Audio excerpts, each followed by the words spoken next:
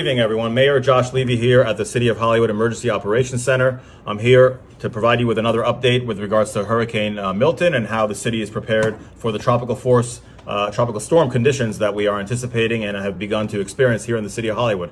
Of course, together with me the past few days have been our Emergency Manager, Jamie Hernandez, Fire Chief James Russo, and Police Chief Jeff Devlin. And so today we want to update you on where the storm is. We'll talk about the potential risks with regards to the winds that we're anticipating, and the chiefs will both discuss public safety tips on making sure everybody stays safe over the next 12 to 24 hours as we experience the winds. Jamie, tell us, why don't you show us where we are with the storm? So Hollywood's actually come out quite fortunate so far. Hollywood's right around here.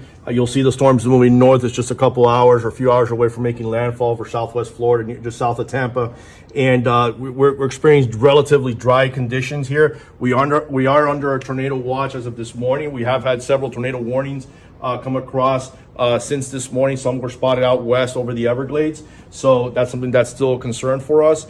And we are prepared to respond to it. Heaven forbid we have to deal with something like that. But overall, the forecast and the conditions have been very favorable for Hollywood so far.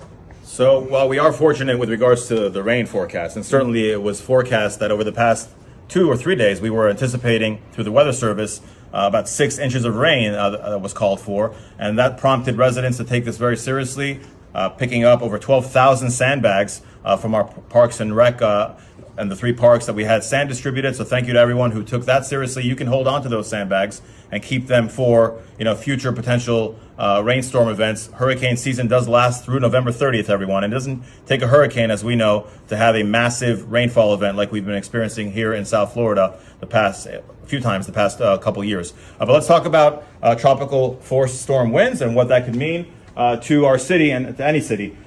Mainly, and we're on the lighter side of this, everyone, in terms of what's been forecast to come about with our city.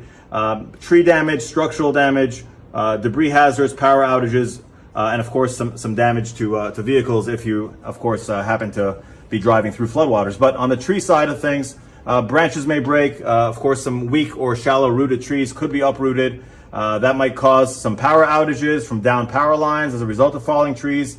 FPL has been, of course, in touch with us. They are fully staged as our power utility to deploy linemen. Over 50,000 linemen are actually ready to go throughout the state of Florida. Granted, they'll be very much needed in Central Florida, but there is a local contingent of FPL here ready for impacts with regards to power outages. Any localized power outages may occur. Report them to FPL. They sometimes already know through their systems, but of course, certainly report them on FPL.com or through their hotline.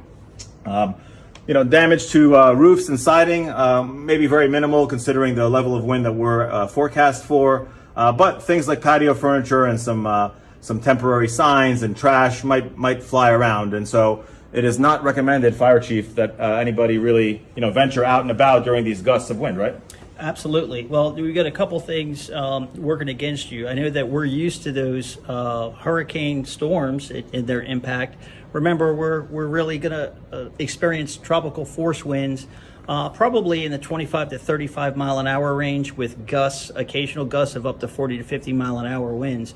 But just remember, the anatomy of a hurricane, all of that stuff, that weather is going to be on feeder bands. So meaning that you're going to have intermittent, really good weather and then really inclement weather. So that being said, if you have a period of really good weather, you might be, thinking, hey, I want to go check out what the yard looks like, what my car looks like, or go, run a quick errand or go explore. Please don't do it.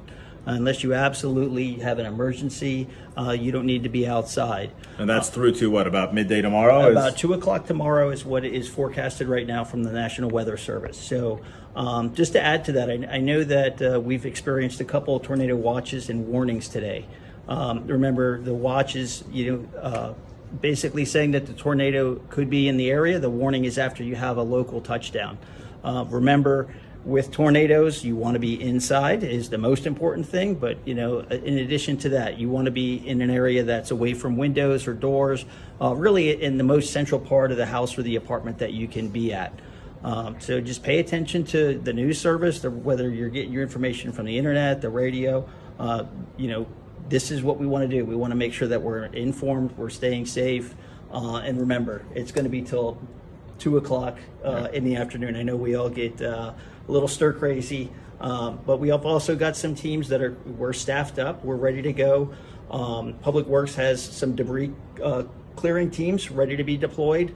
We've got extra equipment on some of our trucks, and we've got the high waters are still staffed as well. So we're ready for the storm impacts.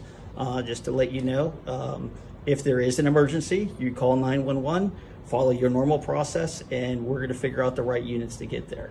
All right, thank you, Chief. Certainly a lot of personal responsibility from everybody heeding those precautions to act as responsibly as you can, and that includes safety on the roadways and things that the police department will be responsible for taking care of during this event. Chief. Thank you, Mayor. First and foremost, I'd like to commend all our residents for heeding all the warnings. The reports back from the patrol units are that the traffic is lightening, so that's an indicator that everybody is paying attention to the warnings and staying inside. We are going to have double the amount of patrol officers out there tonight patrolling the city, reporting any damage back or any conditions back to the Public Works, Fire Department. We're utilizing all our technological assets to monitor the storm as well. So you're well prepared. We're well prepared for this. But the most important thing is to, like everybody's been saying, stay inside.